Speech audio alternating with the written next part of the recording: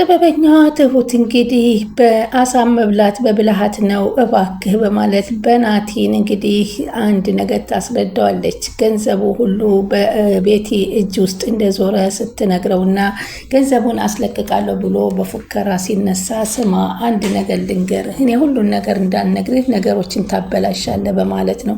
ስለዚህ ቤቲን አጥምዳትና ቤቲን ወደ አንተ አድርገህ ነው አንተ ከገንዘብን በላይ ሰውየውን አባትን ከማጥፋት ይልቅ ገንዘብን በላይ በጣም በጉጉት የምጠብቀውን ነገር ታገኛለህ በማለት ዝም ብላ ታመላክተዋለች።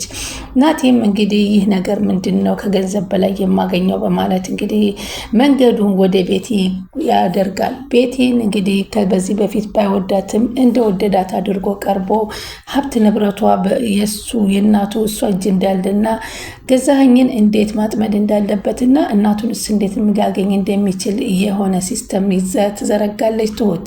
በዚህም መሰረት እንግዲህ ቤቲን ካፊ ቤት እንሂድ ብሎ ካፊ ሲጋብዛት በጣም ነበር የተደሰተችው። የሌለ ነገር ምን ነገር ተቀየረ ነበር ያለችው። እሷንም በአንጻሩ ቤቲን እባክሽ አንቺ ከናቲ ጋር ተስማሚ፣ ናቲ ጋር መግባባት አለብሽ፣ ናቲ ለአንቺ ነው የሚገባው፣ ናቲ አንቺን አዋሪው እያለች እንግዲህ እሷንም በአንድ ሳይድ እየገፋፋች ነበር።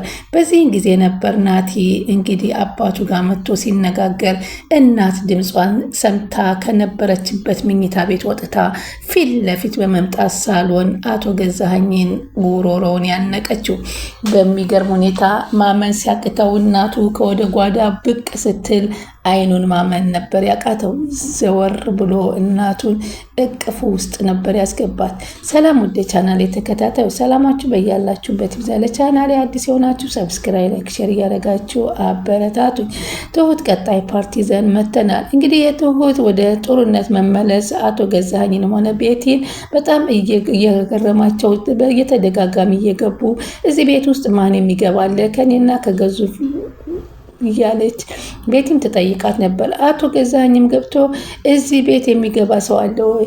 አንቺንም ልጅሽንም እኮ መግደል ነበር፣ ልጄን አትናገርብኝ በማለት ነበር። ልጄ ቢኖርም እኮ ዋጋ የለውም፣ ልጄ ምንም ነገር አትናገርብኝ፣ ገዛኸኝ ቢኖር ገለው ነበር በማለት አቶ ገዛኸኝ ያስፈራራታል። እሷም ይህንን በልጇ የሚመጣን ስሜት መቆጣጠር ስለማትች ናቲን አትናገርብኝ፣ ናቲን አትስደብብኝ በማለት ጉሮሮውን አነቀችው።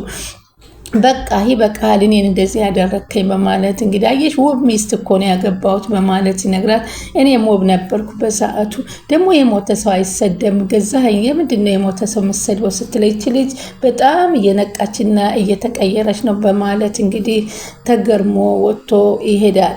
አሁንም እሷ መጀመሪያ ቤት መታየች ሴትዮ ወደ ነበረችበት እየተመለሰች ነው እና እባክህ አንድ ነገር አድርግ እያለችው ነበር። እሱ ግን አሁን ባክሽ ጊዜ የለኝም ለሷ እያለት ነበር። ናቲ እንግዲህ ሲመጣ አቶ ገዛኸኝ ቁጭ ብሎ ምን ልታረግ መጣ? ናቲ መሽቷል እኮ እኔም ሰዓት አለኝ እንዳንተ፣ አንተ አባትህ እኮ ነኛል። እሱ ምን ይጠቅመኛል መኖሩ የአባትነትን፣ ከዚህ በላይ ምን ላድርግህ? ምን ፈልገህ ነው አለ። ገንዘብ ነው የምፈልገው አለ ናቲ። የምፈልገው ሳልሳካ አልቀርም፣ በግድ እየጠየከኝ ነው ወይ በማለት አቶ ገዛኸኝ ሲጠይቀው በግድ ትሰጠኛለህ ሲለው ትዕግስቴን አታፈታተነኝ ሲለው የኔንም ትዕግስት አትፈታተነኝ አለ አቶ ናቲም።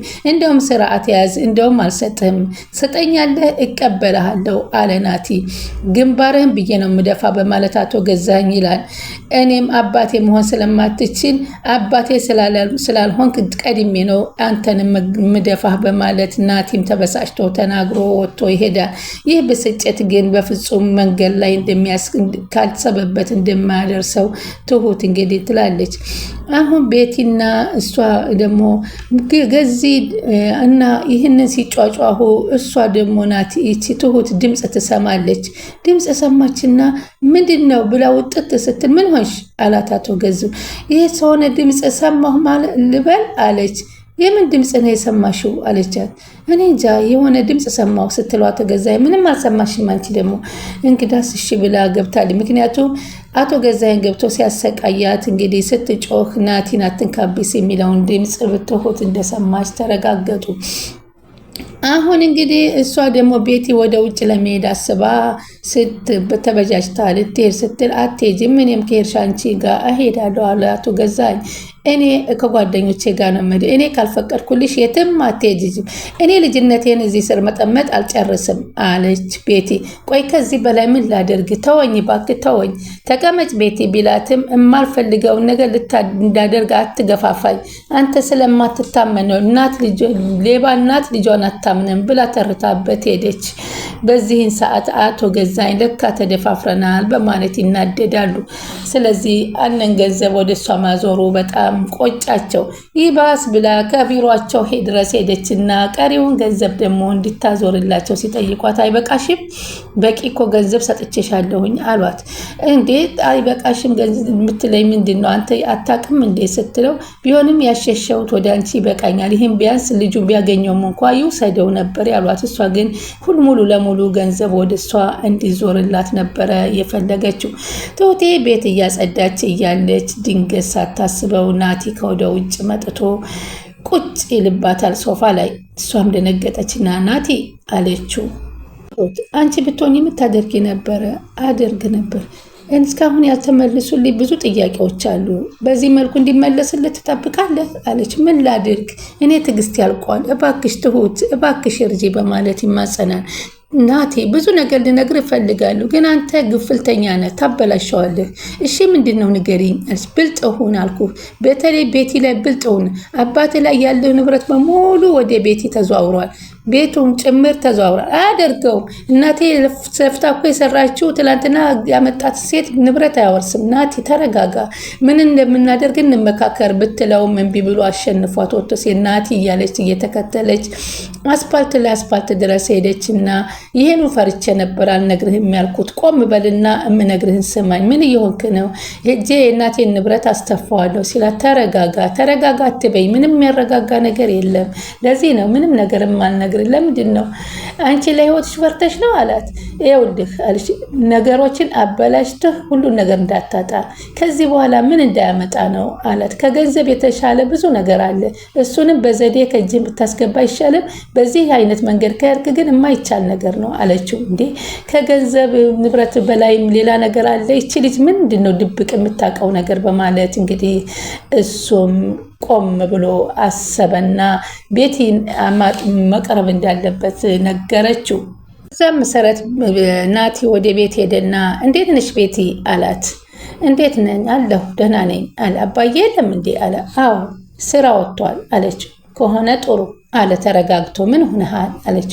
ምንም አልሆንኩ ምን ሆናለሁ አላት። ቤቲ ደግሞ ዛሬ ጥሩ ሆነሃል፣ የሚያናድድ ነገር ከሌለም ምን ያናድደኛል?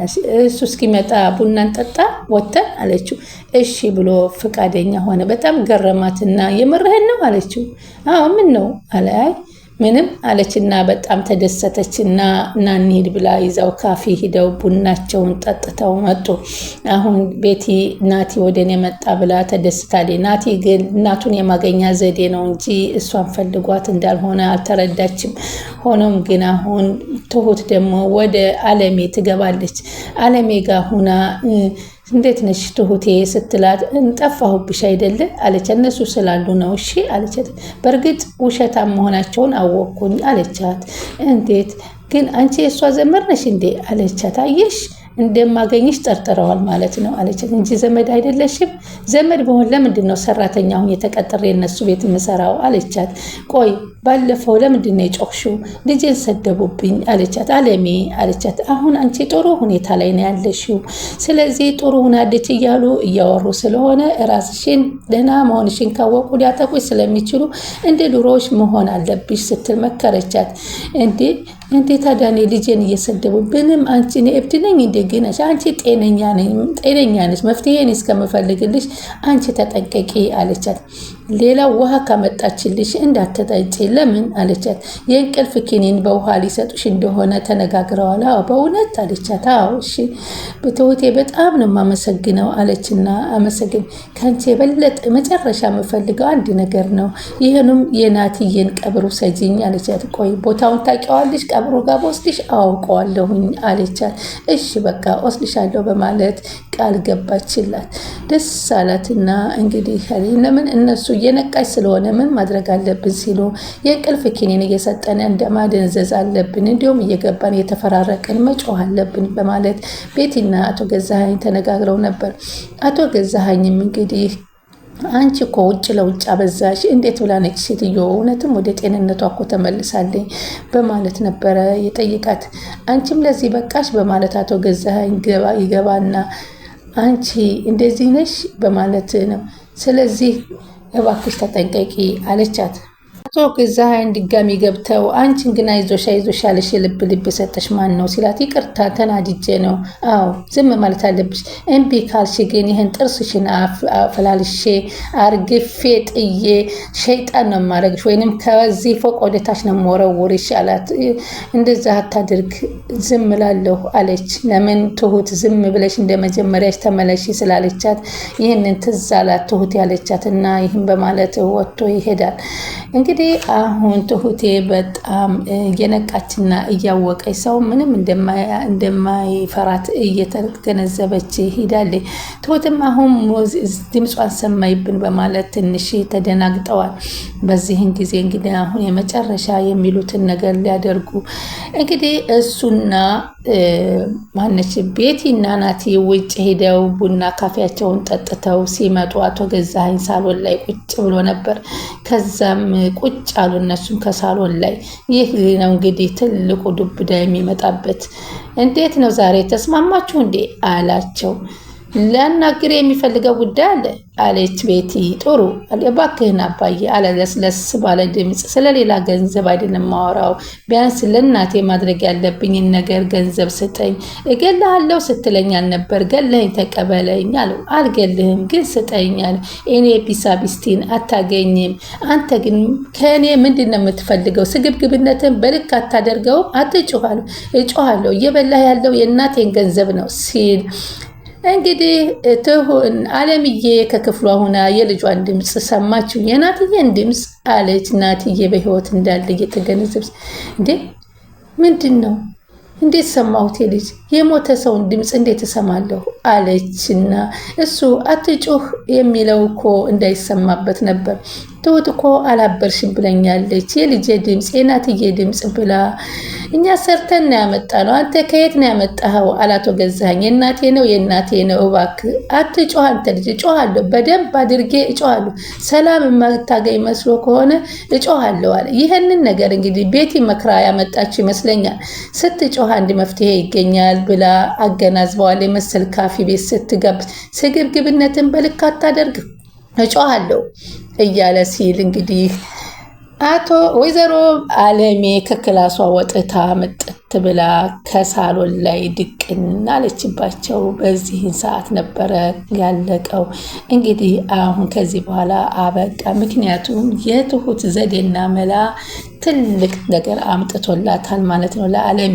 እንግዲህ እሷ ይሄንን ካፌ ቤት ወስዳ ከጋበዛ በኋላ ላንቺ ሆነሻለሁ ብሎ ቃል በውሸት ስለገባላት ያንን ቃል በገዛ ራሷ ለማስፈጸም ስትል ነው እንግዲህ ያደረገችው። መጨረሻው እንግዲህ ምን ይሆን በሚለው እናያለን።